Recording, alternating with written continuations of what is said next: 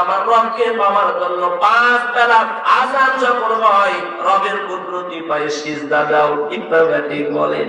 এই যে শীতের রাত, রাতের বেলা ঠান্ডা, উঠতে মন চাই না। এই রাতের বেলা যদি একটু কষ্ট করে উঠে ঠান্ডা পানি দিয়ে ওযু করিয়া তাহাজ্জুদের নামাজে একটা সিজদা দাও, আমার নবী বলে রব প্রথম আসমানে সেতুর জন্য অপেক্ষা করে। ওই শুধু একবার সিজদা দিয়ে বলো দয়ার মালিক, এ জমিনে আমার মতো গুনাহগার কেউ নাই, আমার মতো পাপী এই জমিনে আর কেউ নাই।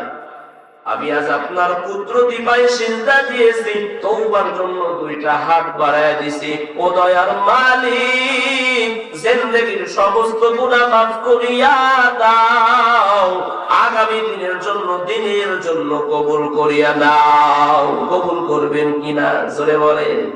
কারণ আমার রব বলেন, ইয়া আইয়ুহাল্লাযীনা আমানু তুবু ইলাল্লাহি তাওবাতান নাসুহা। এরে ইমানদার, তওবা করো, খাঁটি তওবা, ইখলাসের সাথে, একাগ্রতার সাথে তওবা করো।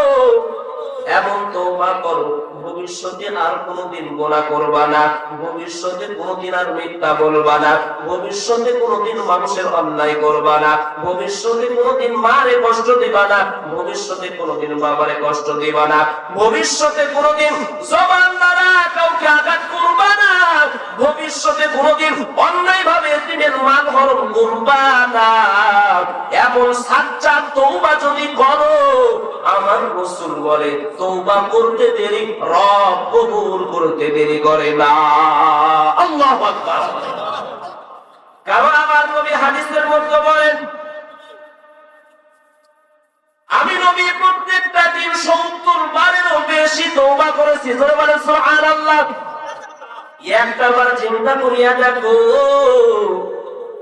সেই নবীর আগের গুনাহ মাফ, পিছনের গুনাহ মাফ, এই নবী যদি 70 বারের বেশি যদি, আল্লাহ বলেন ওয়াল্লাযীনা আশাদ্দু হুব্বান লিল্লাহ, এই জমিনের মধ্যে যারা মুমিন, মুমিনদের অন্তরে থাকবে আল্লাহর ভালোবাসার কথা। বলেন ঠিক কিনা?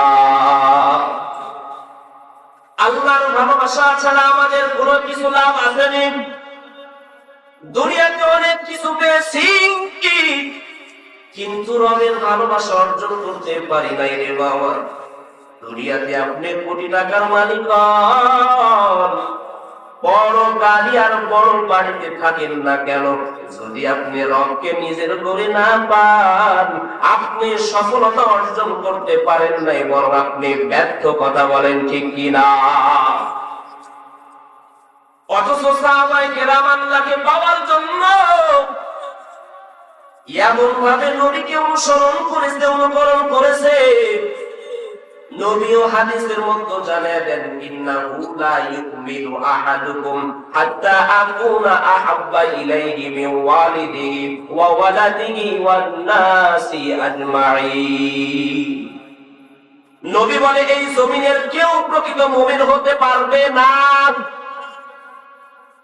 যতক্ষণ পর্যন্ত আমি নবীকে তার মায়ের চাইতে, বাবার চাইতে, বন্ধুর চাইতে, বান্ধবের চাইতে, স্ত্রী সন্তানের চাইতে, দুনিয়ার সমস্ত ব্যক্তি এবং বস্তুর চাইতে যতক্ষণ আমি নবীকে মহব্বত করবে না, ততক্ষণ পর্যন্ত প্রকৃত মুমিন হতে পারবে না। তার মানে বোঝা গেল, নবীকে মহব্বত করতে হবে নিজের জীবনের চাইতেও, নাকি স্ত্রী সন্তানের চাইতে কম? কম না বেশি? ধরে বলেন। এ নবীর আশিকের উত্তম বলখের বাদশাহ ইব্রাহিম বিন আদম রাহমাতুল্লাহি আলাইহি, কোনো কিছুর অভাব ছিল না, একজন বাদশাহ ছিলেন। টাকা পয়সা, ব্যাংক ব্যালেন্স, কোনো কিছুর অভাব নাই। এরপরেও অন্তরের মধ্যে শূন্যতা অনুভব করতেছেন, কি যেন নাই, কি যেন নাই। একটা বাদশার দরবারে কত কি থাকে, ঠিক না ঠিক বলেন? নারী বাড়ি টাকা পয়সা কোনো কিছু অভাব নাই, এরপরেও কি যেন নাই, পেরেশান হয়ে গেলেন। কি নাই পেরেশান হয়ে গেছেন। চিন্তা করিয়া করিয়া ফিকির করিয়া করিয়া দেখা গেল আমি আমার রবকে কেমনে পাবো, কোথায় গেলে রবকে পাবো। এইবার বাদশাহী ছাড়িয়া রবকে পাওয়ার জন্য জঙ্গলায় চলে গেলেন। জোরে কোন সুবহানাল্লাহ। এই বলখের বাদশাহ ইব্রাহিম বিন আদহাম রাহমাতুল্লাহি আলাইহি তিনি একদিন রাতের বেলা ঘুমায়, হঠাৎ করে স্বপ্নে দেখেন ছাদের উপরে একটা খটখট খটখট ঘোড়ার পায়ের আওয়াজ পাওয়া যায়। ডাক দিয়া কয় এত রাতে ছাদের উপরে কিসের আওয়াজ? উপর থেকে আওয়াজ দেয় আমি একজন রাখাল। বলে তুমি রাখাল তো এত রাতে ছাদের উপরে কেন? ডাক দিয়া কয় আমার ঘোড়াটা হারায় গেছে, যার কারণে ঘোড়াটা খুঁজতেছি। বাদশা ডাক দিয়া কয় রে আহমদ, ঘোড়া হারিয়ে গেছে মাঠে খুঁজবা, জঙ্গলার কিনারায় খুঁজবা, রাতের বেলা কি কখনো ছাদের উপরে ঘোড়া পাওয়া যায়? পাওয়া যায়? উপর থেকে আওয়াজ দেয়, বলে আহমদ আমি নই, বড় আমার চাইতে বড় আহমদ আপনি। রাতের বেলা ছাদের উপরে যদি ঘোড়া না পাওয়া যায়, বলেন যদি কি আরামের পালকে শুয়ে শুয়ে কি কখনো রবকে পাওয়া যায়?